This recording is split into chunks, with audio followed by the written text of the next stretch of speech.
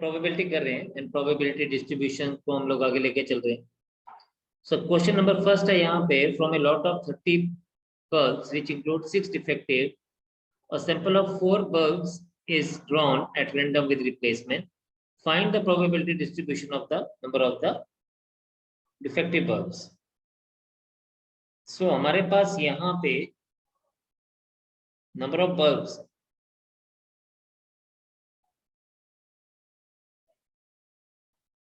is 30.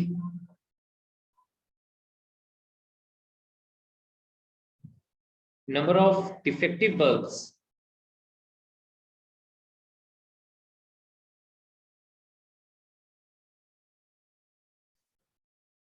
is 6. Therefore, number of non-defective bulbs is 24.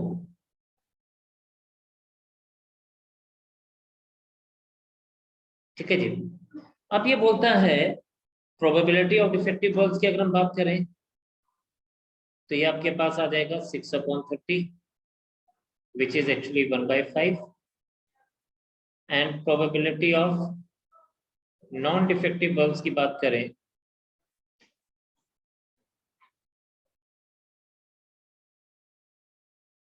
Four upon 5. जब बात यहां पे पहुंच चुकी है तो क्या होगा, फिर हमारे पास आएगा कि लेट, हम लिखते हैं x denotes the number of defective bulbs.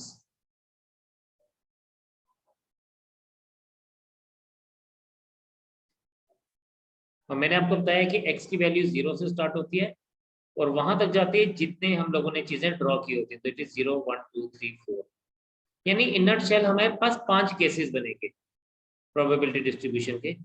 Probability x equals to 0 means probability of non defective into 4 times non defective, या सॉरी 4 टाइम्स नॉन डिफेक्टिव नहीं, बिकॉज ये आएगा P of n into P of n into P of n into P of n. तो ये बन जाएगा P of n raised to power 4. It is 1/5 raised to power 4 and that is equals to 1/625. Probability x equals to 1. Probability x equals to 1.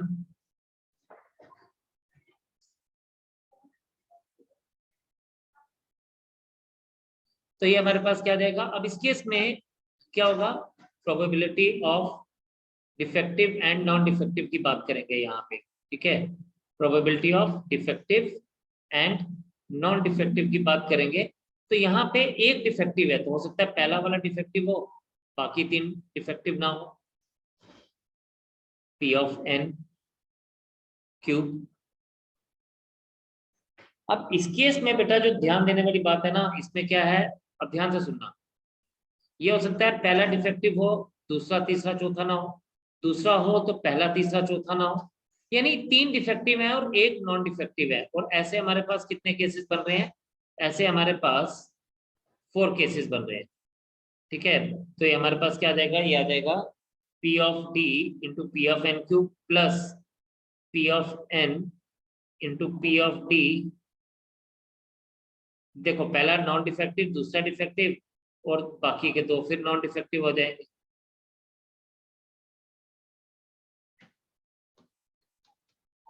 यानी मैं इसको अगर हम देखें तो हर एक केस में जो है ना हमारे पास हर एक केस में 3 डिफेक्टिव और 1 नॉन डिफेक्टिव, और ऐसे टोटल कितने केस बन रहे हैं, ऐसे टोटल 4 केसेस बन रहे हैं. तो मैं इसको डायरेक्टली अब ऐसे लिख सकता हूँ, this will be written as P of defective 1/, हाँ एक छोटी सी गलती, दिस हैज टू बी 4 और ये 4 नहीं आएगा, यहाँ पे 256 आएगा. ये सब ठीक कर लीजिएगा. This is 256. सिमिलरली ये हमारे पास क्या आ जाएगा, ये आ जाएगा 1 defective 1/5 into 3 non defective 4/5 cube. This is 1 into 64/5 into 125. This is 64 into upon 625. Then probability of x is equals to 2. अब यहाँ पे दो हमारे पास डिफेक्टिव हैं, दो नॉन डिफेक्टिव हैं, तो यानी आ जाएगा probability of defective into probability of defective into probability of non defective into probability of non defective. ऐसे कितने केसेस बनेंगे, let us C.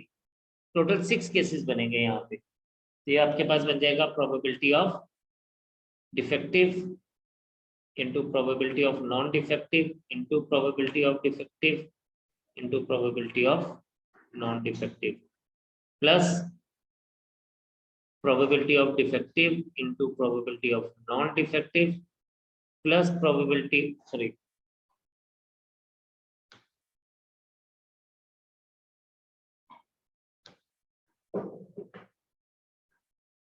into probability of non defective into probability of defective, तो t और transfer हो गया, plus probability of non defective into probability of defective into probability of non defective into probability of defective plus probability of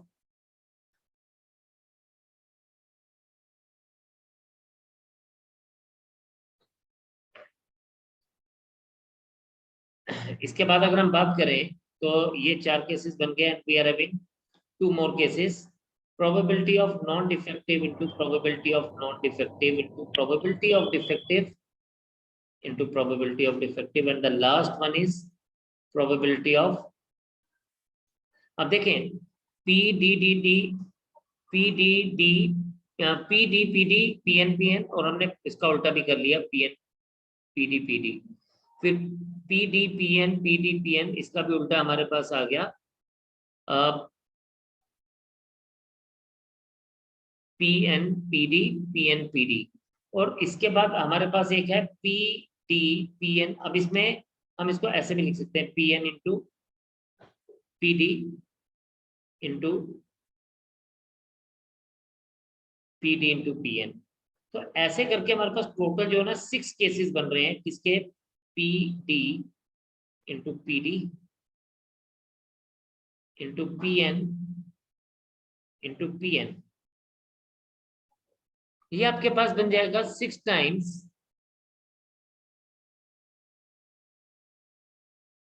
1/5 into 1/5 into 4/5 into 4/5. Denominator में आ जाएगा 625 and numerator में आ जाएगा 96. Then P of x is equals to 3. ये first वाले part से एकदम से उल्टा है, which will be 4 times P of n into P of d का होल क्यूब. क्यों, क्योंकि इसमें एक बार क्या आएगा, नॉन डिफेक्टिव आ रहा है और 3 डिफेक्टिव आ रहे हैं, तो हमारे पास टोटल 4 केसेस बनेंगे. 4 केसेस क्या कौन कौन से बनेंगे, देखें मैं इसको रफ में ऐसे लिख रहा हूं ऊपर, n d d d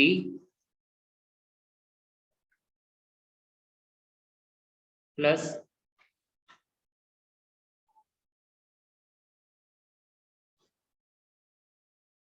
plus D N D D, फिर D D N D and then D D D N. तो ये 4 केसेस हमारे पास बन रहे हैं.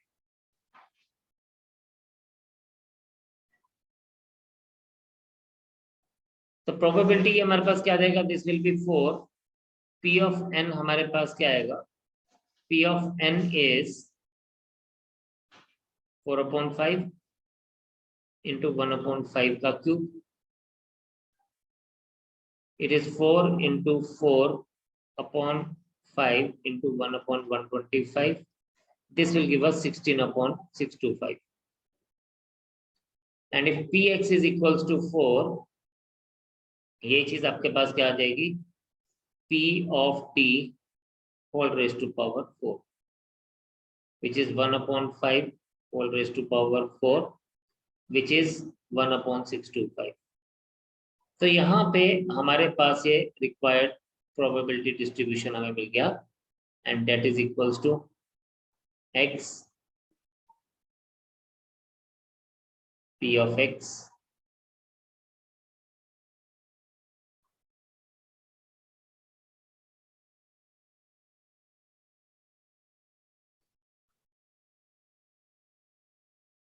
तो ये आ जाएगा यहाँ पे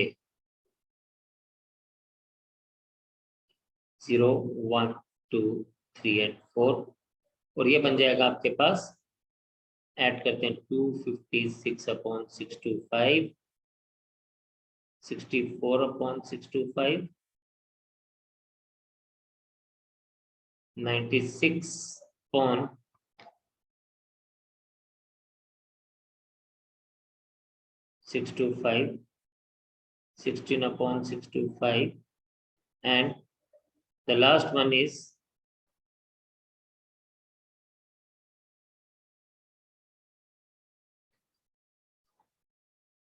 यहाँ पे आपके पास 3 आ जाएगा, and last one fourth one is, उसके लिए हमारे पास आ जाएगा 1/625।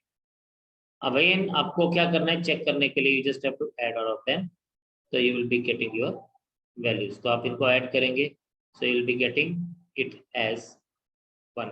तो this is the answer for this। एक बार इसको आप देख लीजिए, फिर नेक्स्ट क्वेश्चन पे देते हैं। क्वेश्चन बोलता है coin is biased so that the head is 3 times as likely to occur as tail. If the coin is tossed twice, find the probability distribution of number of tails. Okay. अभी ना यहाँ पे इसने खुद से ही हमें क्या बोला है, इसने हमें खुद से बोला है कि भाई that the head is 3 times as likely to occur as tail, यानी probability of head is 3 times the probability of tail.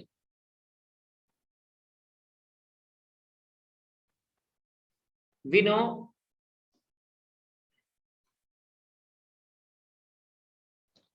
if a coin is tossed, the probability of head plus probability of tail is 1. तो यहाँ पे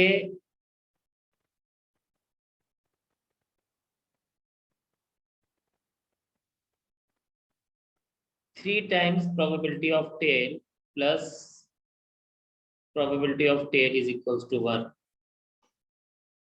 4 times probability of tail is equals to 1. Probability of tail is equals to 1/4. अब probability of tail 1/4 है, तो therefore probability of head is 1/4, right? अब ये बोलता है कि let x denotes number of heads, sorry heads की बात नहीं हो रही है, टेल्स की बात हो रही है। प्रोबेबिलिटी डिस्ट्रीब्यूशन ऑफ हमें टेल्स फाइंड आउट करना है, तो number of tails in 2 throws of a coin.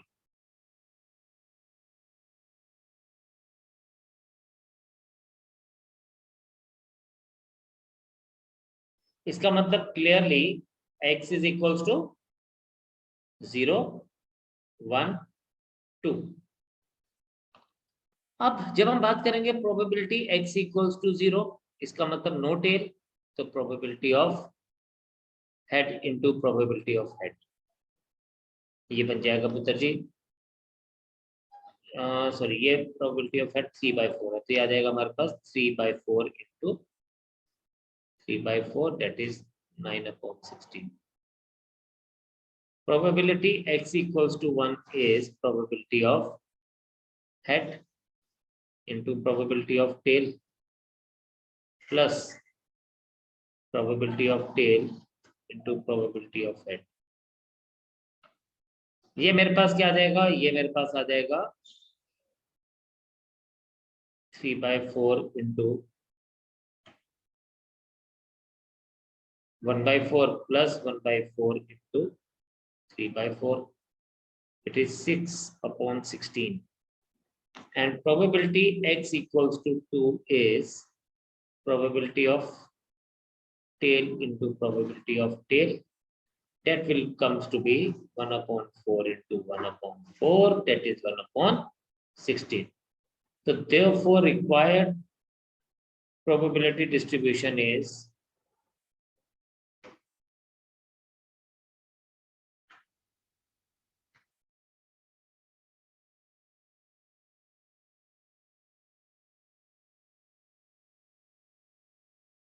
required probability distribution is x, and p of x लेके बात कर लेते हैं 0, 1 and 2.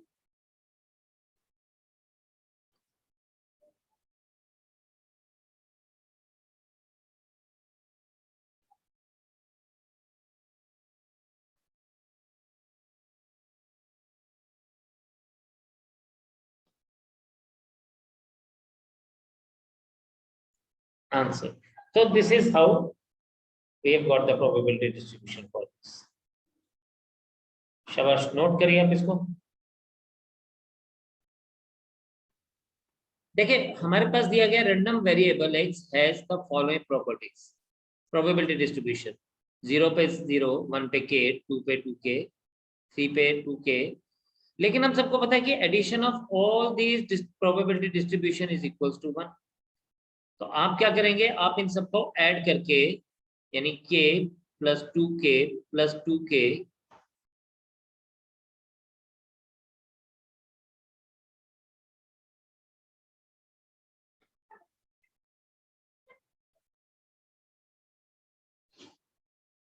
प्लस 3k, और अगर आप इन सब की बात करेंगे तो आपने इन सबको क्या करना है, आपने इन सबको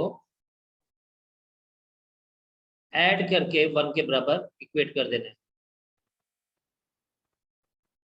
और आपने k का वैल्यू फाइंड आउट करना है. यानी ये हमारे पास क्या बनेगा, ये हमारे पास बनेगा k plus 2k plus 2k 5k 3 8k 8k and 1 9k,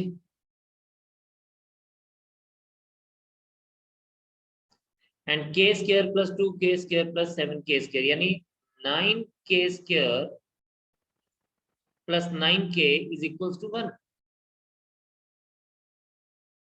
ठीक है, एक बार दोबारा से देख लेते हैं. ये हमारे पास क्या है, ये हमारे पास है k plus 2k plus 2k 5k 5k plus 3k 8k and 1 more k that is 9k. तो 9k आ गया, और अगर हम सभी k की वैल्यू को अगर हम लोग लेके चले तो ये हमारे पास क्या बन जाएगा, 9k स्क्वायर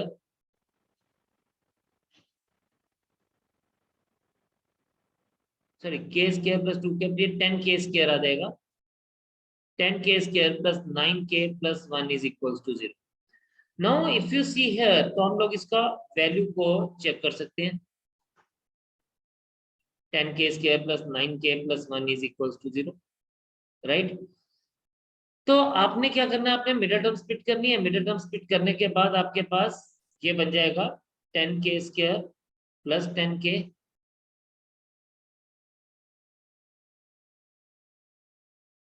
और यहाँ पे ये -1 आ जाएगा. सॉरी, ये जब 1 को हम उधर शिफ्ट करेंगे तो ये -1 आ जाएगा यहाँ पे. तो ये आपके पास क्या बन जाएगा, दिस विल बी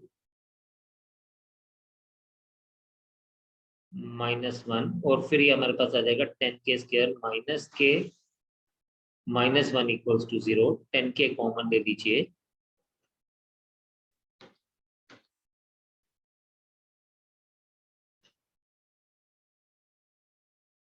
कॉमन ले लीजिए, तो ये आपके पास आ जाएगा k प्लस 1 -1 कॉमन ले लीजिए,